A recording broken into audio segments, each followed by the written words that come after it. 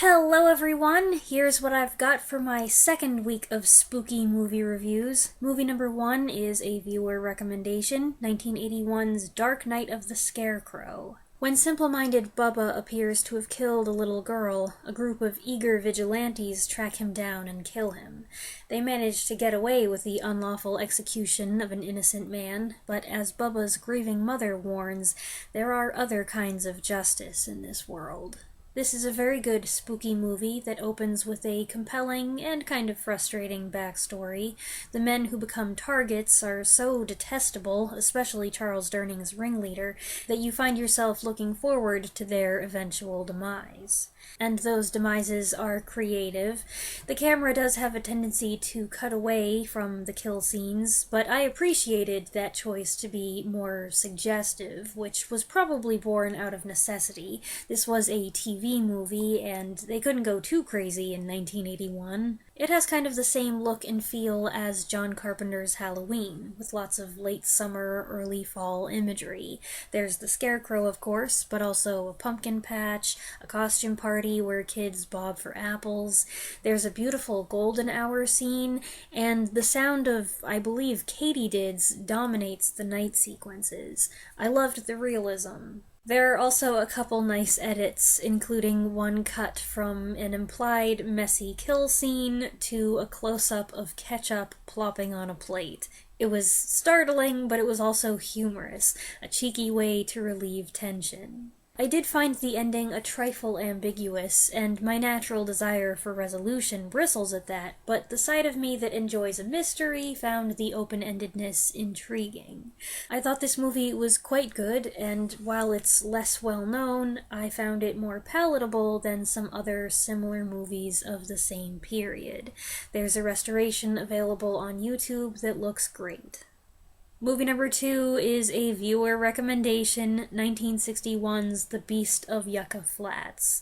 Whenever I have reviewed a bad movie, someone has brought this up. Several people have suggested this. I wasn't sure if I had seen it or not. Turns out I had not. I think those of you who brought it up wanted me to do a solo review of it, but I don't want to. I can't do it, guys.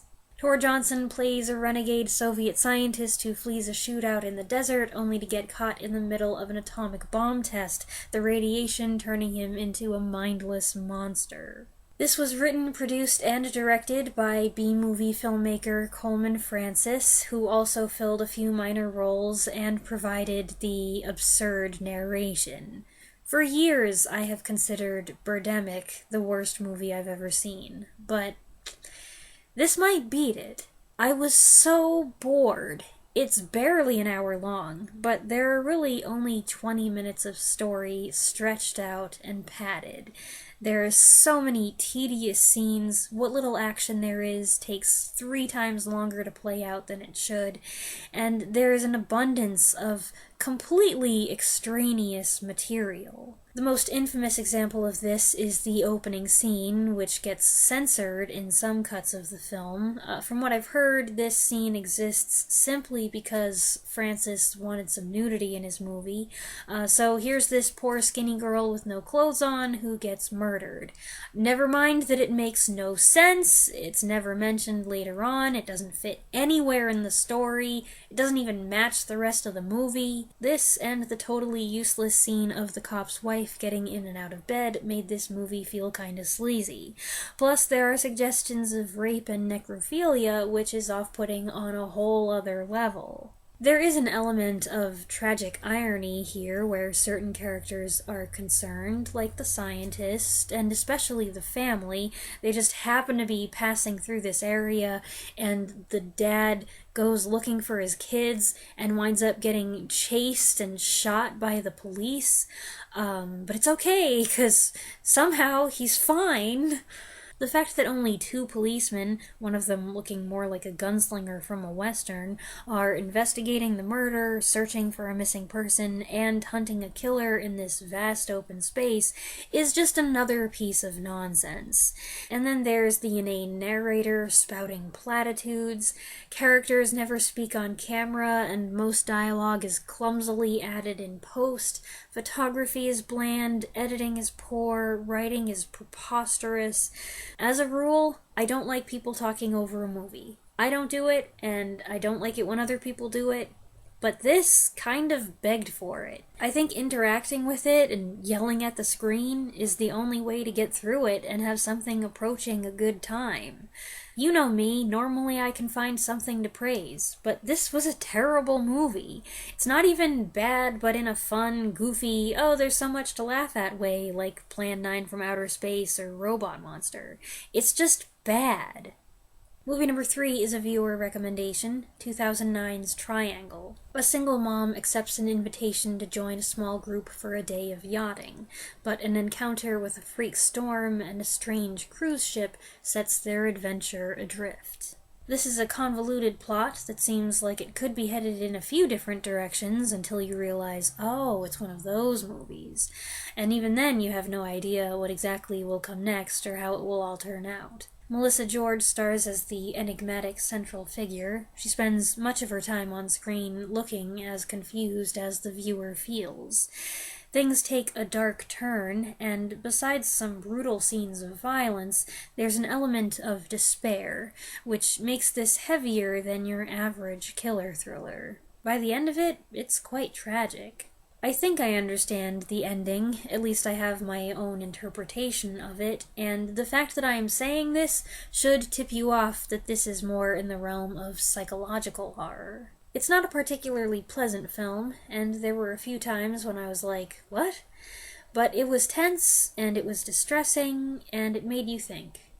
Number 4 was going to be the 2008 documentary Dear Zachary, a letter to a son about his father. I'd heard about this from the same video listing disturbing documentaries where I learned about the imposter. I reviewed that last week, and I had this on my list as well. I figured it would also be appropriate for spooky season viewing. So, without doing any preliminary research, without glancing at the comments or anything, which is something, anytime I suggest a movie or give you a link to a movie on YouTube, I do say you should not look at the comments, because you never know when there could be a spoiler there. But anyway, I sat down and watched this movie last night. And now that I have seen it, I realize I was mistaken. I had made certain assumptions about the subject matter. Is it disturbing? Yes. It is troubling. It's sad. It makes you very angry. More than anything else, it is heartbreaking. It's good. It's well made. It's effective. I recommend it, but it does not belong on this list. So I will hold off on sharing any further thoughts until what else I saw in October. I really don't have many other things to say besides what I've already said, but I will mention it in my October video, which, yes, there will be a What Else I Saw in October, even though I'm doing this format all month. There are a few outliers, the movies that we watch with my dad. Dad doesn't like horror movies, so there's a couple other things which I'll cover the first Saturday in November. Yeah. So instead, movie number 4 is a viewer recommendation, 1941's The Black Cat, a spooky old house horror comedy in which an old woman's greedy relatives wait around for her to die, unaware of a caveat in her will that blocks the way to their inheritance. This is classic 1940s Universal horror stuff. You've got a mansion with hidden passages situated on slightly exotic grounds, you've got a raging thunderstorm, you've got ladies clad in Vera West gowns. For me, the cast is the big draw. With Basil Rathbone and Bela Lugosi, you're already ahead, though Lugosi doesn't have a huge part. Gail Sundergaard chews the scenery as the sketchy housekeeper, gliding Mrs. Danvers-like from room to room. Young Alan Ladd makes an earnest appearance as Rathbone's son, with Gladys Cooper playing his stepmother. Was this her first foray into horror? And Anne Gwynn is leading lady to Broderick Crawford's leading man, a friend who drops in hoping to broker a real estate deal and finds himself stumbling over a murder mystery instead. This is an odd role for Crawford, a bumbling, aw-shucks young man who tries to be slick but is easily cowed by a stern, disapproving glance. There's lots of physical comedy as well. Most of the slapstick falls on his unlikely shoulders. From what I've seen of Broderick Crawford, this is very unusual for him. But once the shock wore away, I felt he managed to pull it off, though another actor might have been a more natural choice. As a comedy, I wouldn't say it was a knee-slapper, and I found Hugh Herbert's antics as the antiques dealer who keeps wrecking things kind of tiresome, but there were some clever gags and one-liners, and at one point, Crawford says dismissively of Rathbone's character, he thinks he's Sherlock Holmes. That was my favorite joke. According to the main titles, this was suggested by the famous Edgar Allan Poe story. There is a significant black cat, one among many other cats, but overall I'd say this movie has just a little more in common with that story than the 1934 film titled The Black Cat, which for the record is an excellent horror movie. It's got Bela Lugosi squaring off against Boris Karloff, and they really get to act together instead of sharing just one or two scenes. Lugosi gets to play a good guy, and Karloff gets to deliver sinister dialogue, and the Art Deco sets are delectable. But this is a good movie too, albeit a completely different type. While I would say it is slightly derivative, it is diverting on its own, the cast giving it a layer of distinction. It doesn't seem to be on YouTube, but you can rent it from Prime for just a couple bucks. And movie number 5 is 1967's Spider Baby, or The Maddest Story Ever Told. A decrepit old house is home to the eccentric members of the Mary family, who suffer from a degenerative abnormality. Once they reach the age of 10 or so, they begin to regress in physical, emotional, and mental maturity. The 3 wild children live in seclusion, looked after by their dead father's chauffeur, played by Lon Chaney Jr. But trouble comes when visitors arrive with a claim on the property. Like The Beast of Yucca Flats, this is a quick, low-budget horror movie with a notorious reputation. Unlike The Beast of Yucca Flats, this is a competent and entertaining movie made by people who knew something about what they were doing, led by writer and director Jack Hill. I'd seen the first half of it on TV years ago, but I had to leave to do something else and never got back to it. My mom had already seen it and found it very disturbing, but as far as I had gotten, which was the dinner scene, it was strange, but not as twisted as I had been led to expect. Little did I know the turn things take in the second half. That's a weird accent just came out of me. That's where it gets especially messed up, to the point that I was like, I don't know, I don't think I like this anymore. And it keeps getting weirder right up to the end. It's not just that it's quirky and offbeat, it's that it takes a sick turn. There are a couple things that happen, and it's like, okay, that's just wrong, especially if I'm reading the implications of that correctly. But Lon Chaney Jr., who also narrates over the opening song, holds the film together as the chauffeur duty-bound to protect the children from the outside world. On the outset, I assumed this would be another small, thankless role like the small parts he had in The Alligator People and The Black Sleep. Those were both in the 50s. But this role, which was written with him in mind, may actually be the best of the latter half of his career. career, and I say that in all sincerity. His performance is remarkably sensitive, with a sad sweetness that offsets the ghoulish acts of the house's inmates. He treats them with tenderness and love, trying in vain to curb their tendencies.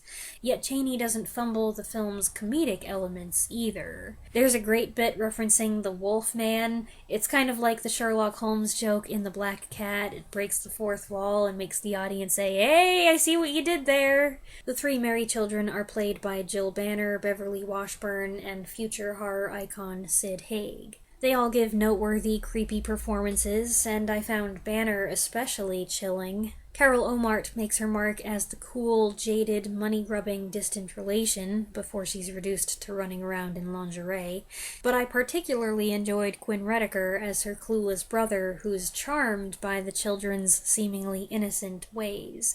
His expressions, his delivery, and his subtle comedic timing were excellent. I just can't decide if I liked the movie. I liked the first half, I was enjoying it, and then it went a bit too far in certain places, and I didn't care for that. But I did appreciate the resolution, so my reaction to this cult classic is mostly favorable. And that wraps up week 2. I hope you enjoyed this collection of spooky movie reviews. You can find the films listed in the description with links where applicable. Let me know your thoughts in the comments below, and I'll be back next Saturday with my 3rd round. Thanks for watching.